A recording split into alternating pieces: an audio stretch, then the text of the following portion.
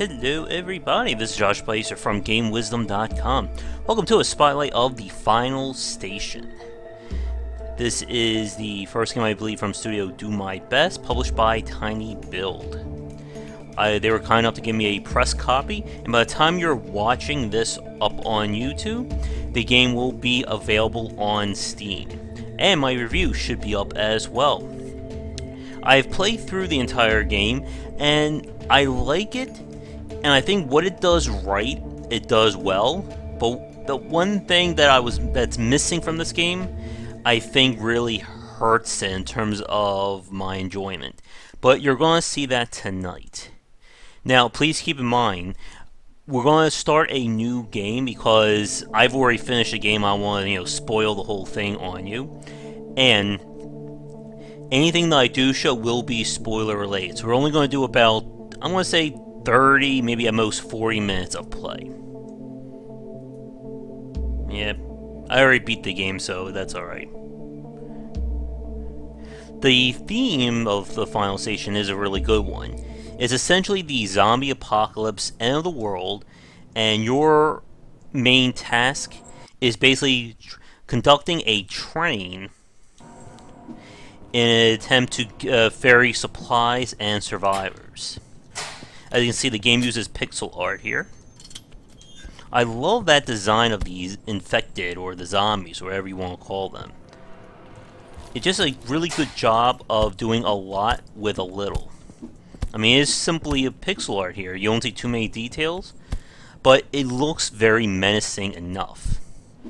Now, you do have a gun, and part of the game is about conserving resources. Boom. But you'll see when we get to the game proper, there are some issues there.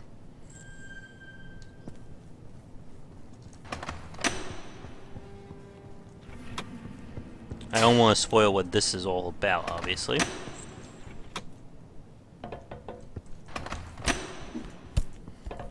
The first thing you'll notice is that your punch is really damn good. I'm sorry. I just heard like a bunch of weird noises outside my window. That's perfect. That is the perfect thing to happen when you're playing a game about the zombie apocalypse. If I could time this any better, I would be a millionaire right now. Now, let me see.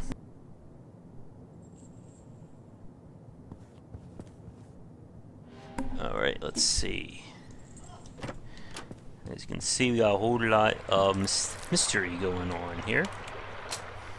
Now, your punch is really good, and that's one of my concerns, or one of my problems with the Final Station. It's so good that you can actually break a lot of the game. Now, this is when things get really bad. Like that. That was our little introduction. The first visitation was the first time like the sort of zombie attack happened. We are not on Earth, by the way. This is another planet.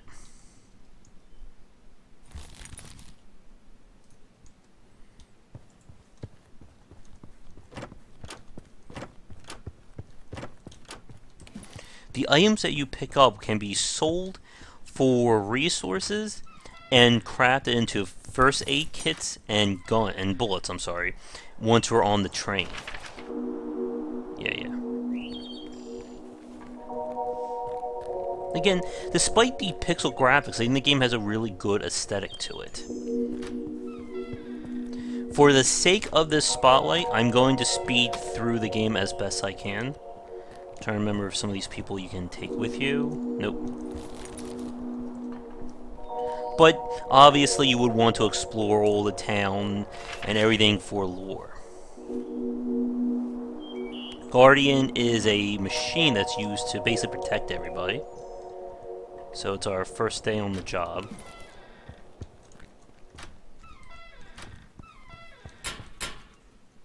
Yay, we're all suited up.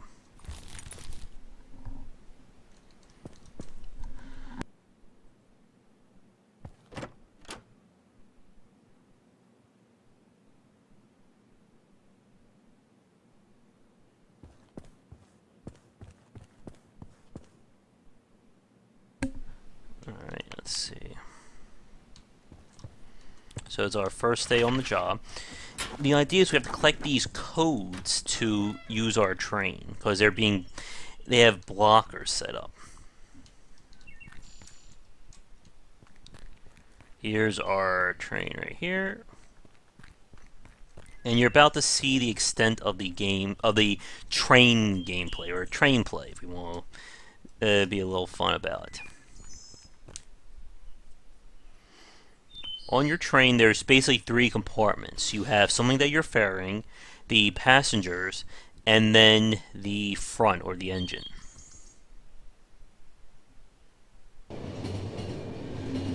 So right now we have nothing ferrying, but every time you play, there is a machine or device that you need to keep repairing on the train ride. So this, I basically have to keep coming over here and toggling.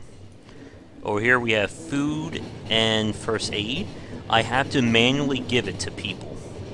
If someone's health, if their hunger drops too low, or it runs out, their health will decline. If their health runs out, they die.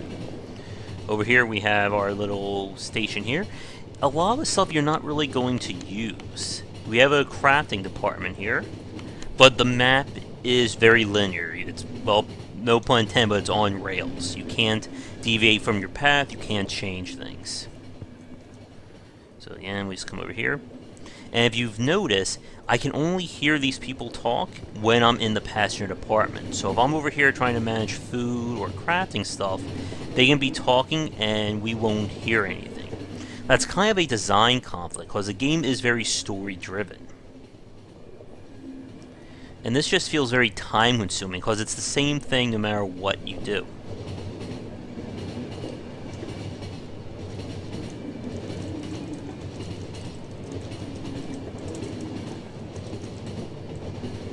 One second. Again, the game looks really nice, especially with the minimalistic graphics. As time goes on, you'll have to keep people alive to get rewards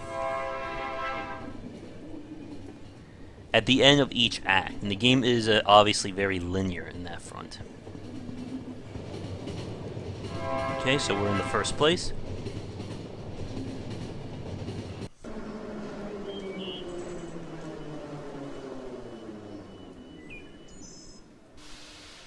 This is still the peaceful time, but you also see the situation getting worse.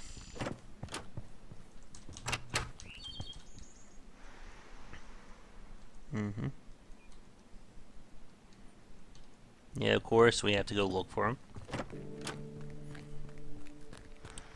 I think the big misconception about the final station, that I and a lot of people thought this was going to be, even though like a roguelike, take on things, all about focusing on survival, keeping yourself alive, keeping your resources, stuff like that.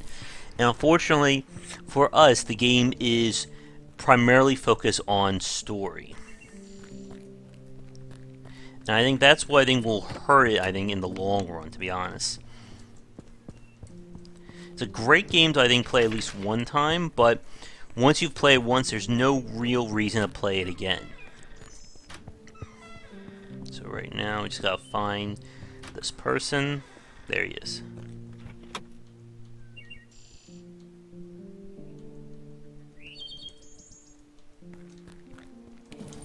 Got our key.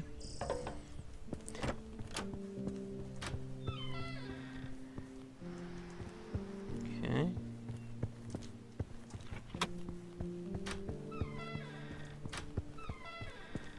This guy who will come with us.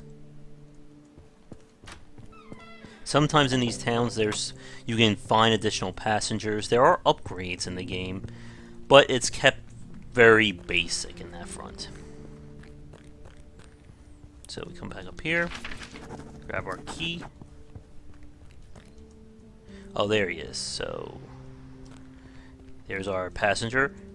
I think there's a max of 6 passengers per act, and they all have to go to the same town. So you're basically just playing babysitter on the train with them. I think after the town after this one is when we actually start doing some combat. So now this thing is malfunctioning. basically have to keep it balanced. So he needs food.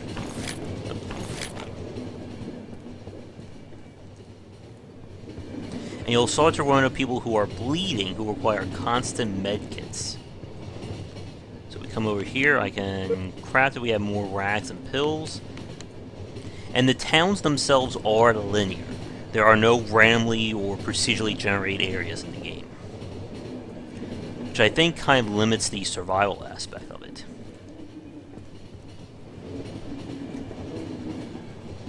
So again, you can see.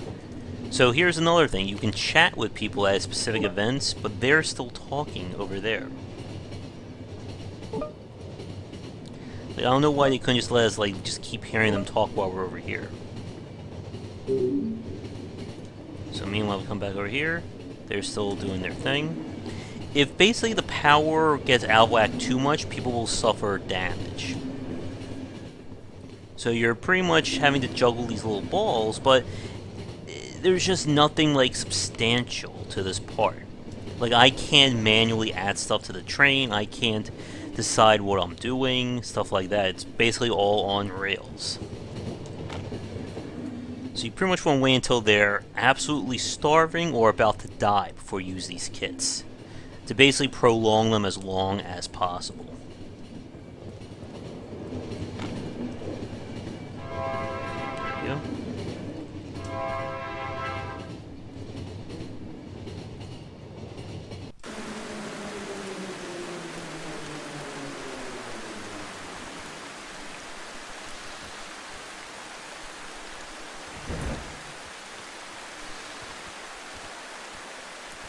Alright, 1 second.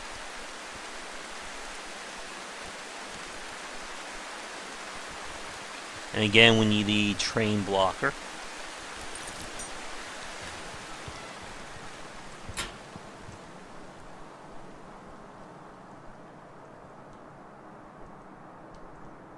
Yeah. Again, this is the calm before the storm.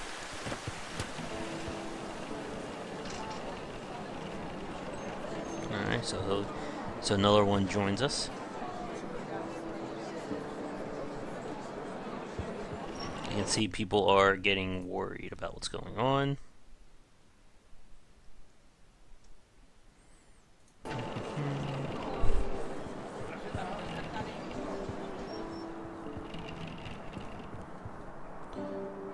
And you pretty much always want to buy food whenever possible, because you can't craft it, so you either need to find it or buy it. Again, the art is really nice.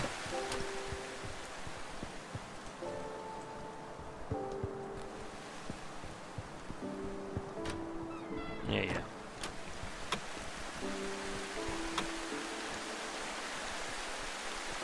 And the story does add more things as time goes on. So this black sludge will mean something. Oh, is this guy going to come with us? No.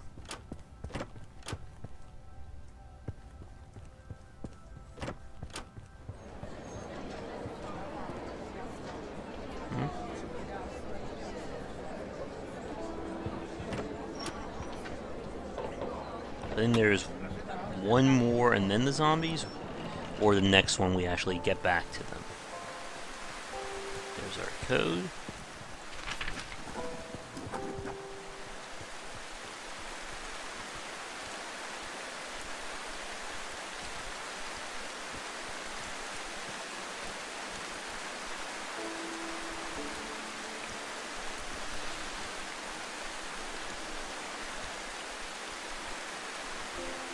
Now you won't see this in this video, but there are several different types of infected characters. Oh, 1 second, we gotta deal with this. So you can see the box disappear the second we move over here. But they all revolve around the same kind of strategy, either punch or shoot them. There are exploding zombies, so you do need to use your gun. But again, it's kept very basic. All we can do now is just slowly move to the next place.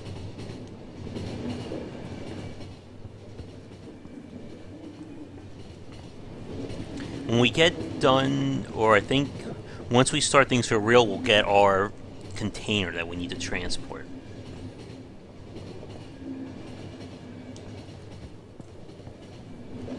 You can see we have a max of 6 people. Again, we're just waiting around.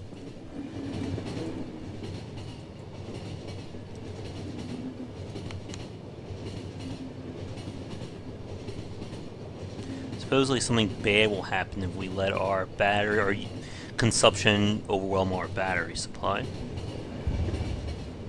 Oh.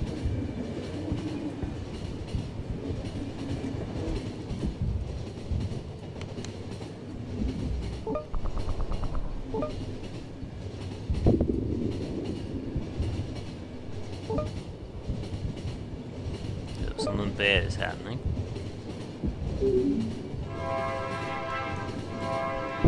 I think after this one, we come to the first actual situation.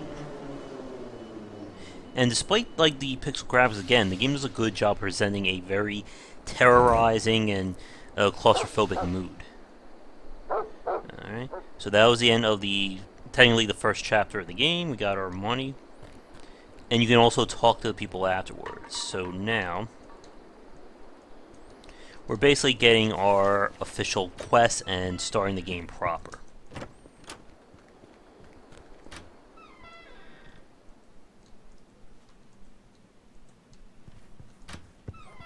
you can see, something is going on here.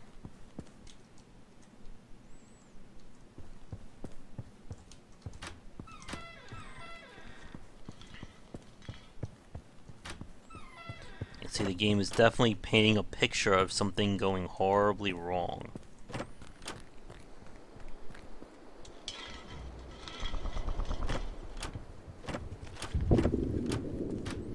Yeah, I'm just fast forwarding this so we can just get right to the the official city.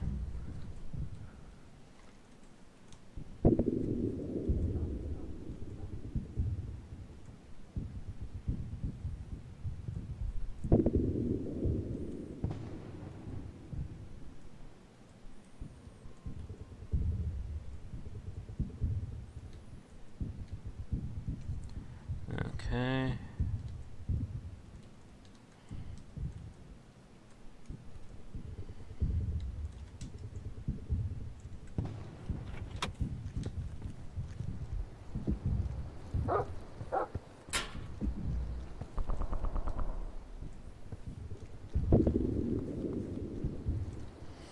We can probably go down this way.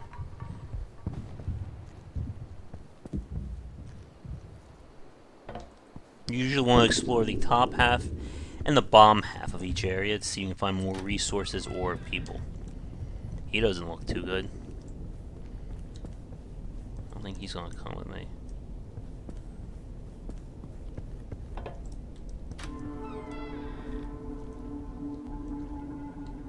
So yeah, something is not good right now.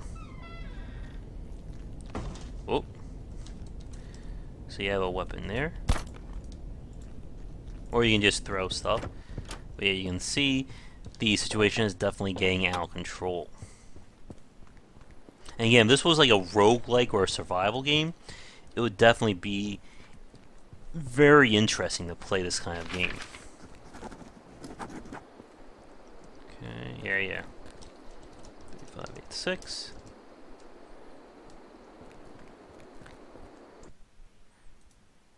Oops, sorry about that. So we are about 20 minutes in. I think we'll play 1, maybe 2 more cities, and that will do it for this spotlight. So now we have to manage this thing. And it's supposed to be like a little mini game, but it just comes off as busy work, I'm afraid.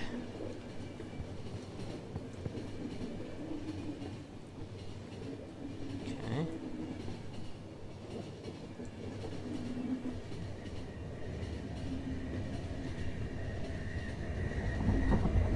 Yeah, that just happened. Unfortunately, the game never references it again. It's kind of like the weird thing.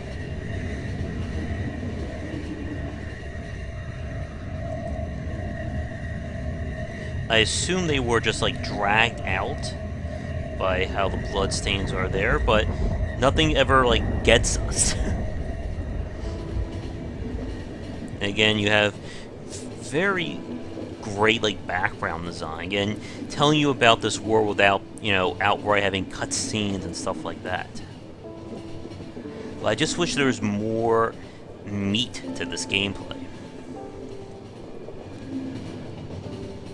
Oh, here's our little message.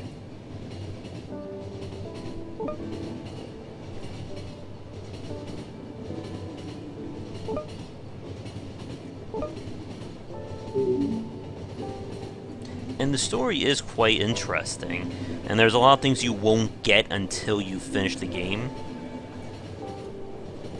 Like, I kind of know what that reference is now, but I don't want to spoil it for you folks.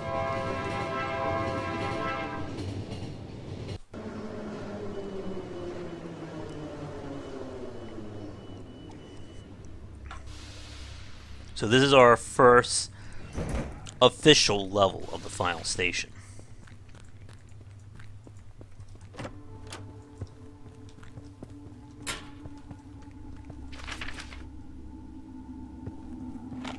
We have our gun. And punching seems to be like the superior option 9 times out of 10. Because one charge punch will kill all the basic infected that you'll see. You do need to wind it up a little bit.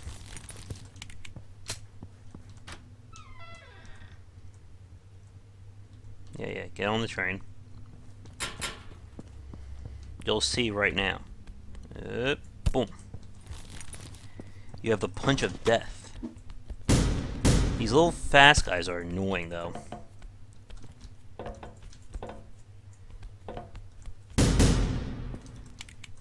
There are checkpoints also.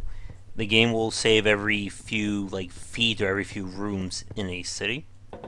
Now I can use my first aid kit if I wanted to by pressing Q, but I don't really need to do that because your health will come back when you get back to the train. So watch this. One punch zombie killer. The only times when it doesn't work are with the fast ones or when they're just coming from every which way.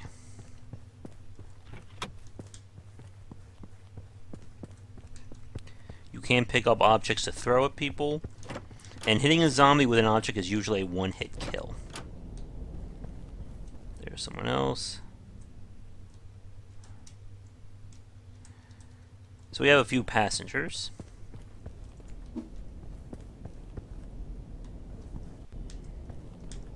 And there are no rewards for killing all the zombies. You just want to do your due diligence and explore.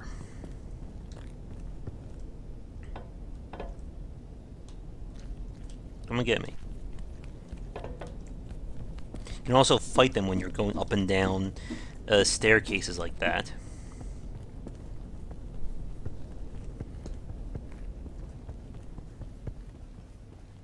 Go back up. And this is basically the pattern for every city in the final station. Get in, find any survivors or supplies, get the code, and then get out. And then you're back to the train, and then you have to babysit the people, and rinse and repeat until the end of the act.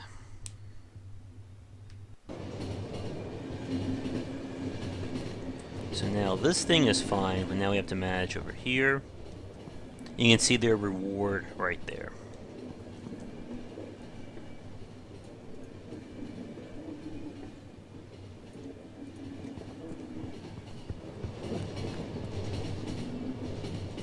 So we'll do one more, and then I think we'll wrap it up for this spotlight. Again, because the final station is linear, everything we show is obviously going to be a spoiler. And I hate to say, but the game just feels very repetitive. There's just very little in terms of these mechanics, and it just seems like it's more focused on the story than it is on making the gameplay last. I mean, the story is engaging enough that it got me through to the end. But, again, this is not a game that I feel I'm going to return to.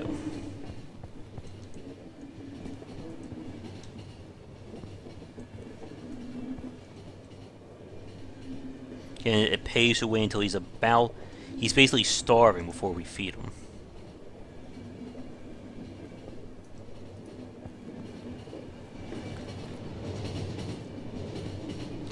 And there's a lot of points on this map that we will never visit in this game, unfortunately.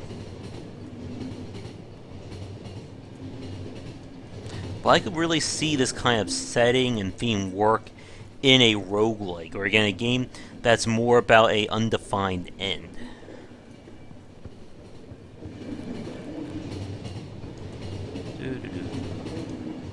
Yep, so we'll do this last one since we're almost there, and then we'll wrap up the play.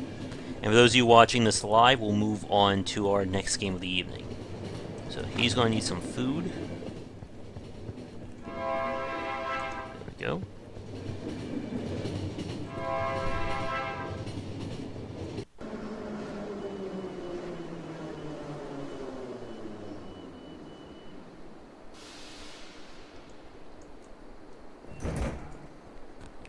You'll find like one or two other weapons in the game, but that's about it.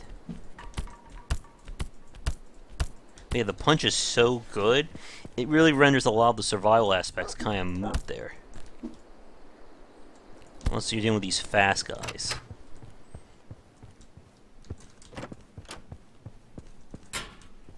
Sometimes there may be things hiding in there. And the stuff that's in green, that's used for crafting. Oh no.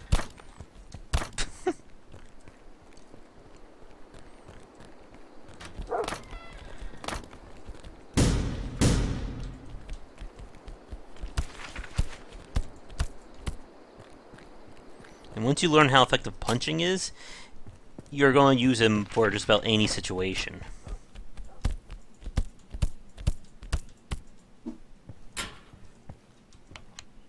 Yeah.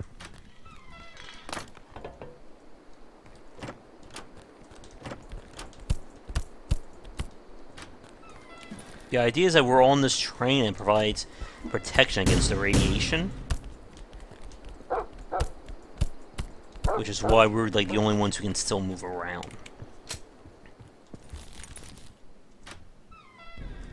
Okay. One of the upgrades you'll get that's very useful is a laser sight for your pistol. It makes shooting these guys a lot easier.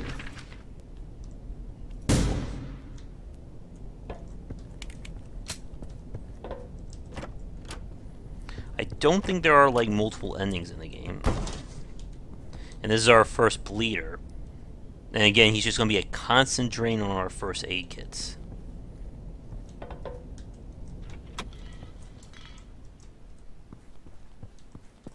Oh, there it is. And as the game goes on, the saves are going to become bigger. But the same thing remains. Get through, kill the infected, and get back to the train.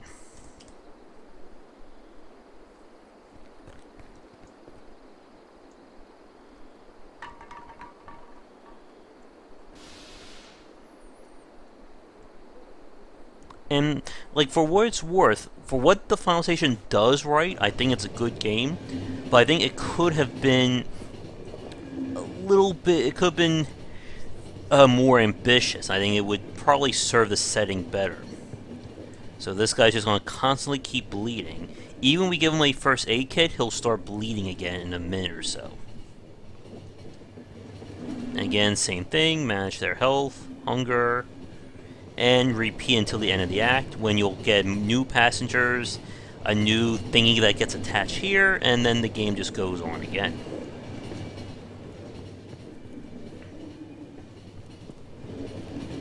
And I will show you what I mean right now.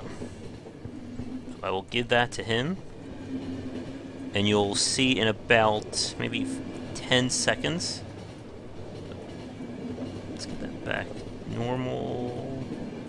There we go. He will start bleeding once again.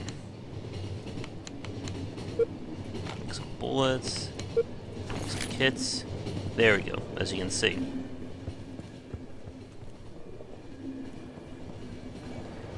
So I think we will wrap up this spotlight of the final station here.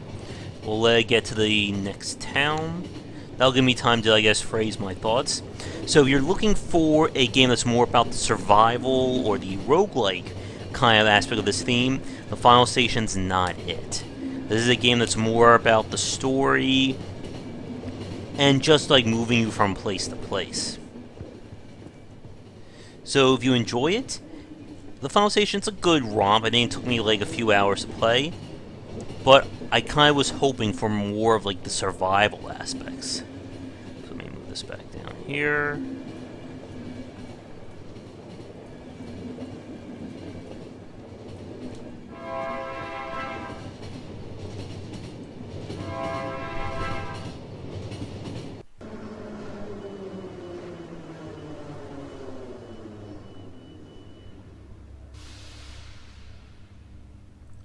And again, the same thing. So I think with that, oh, this time we have to find a battery. Sometimes there are items you need to find like that. Punch of death.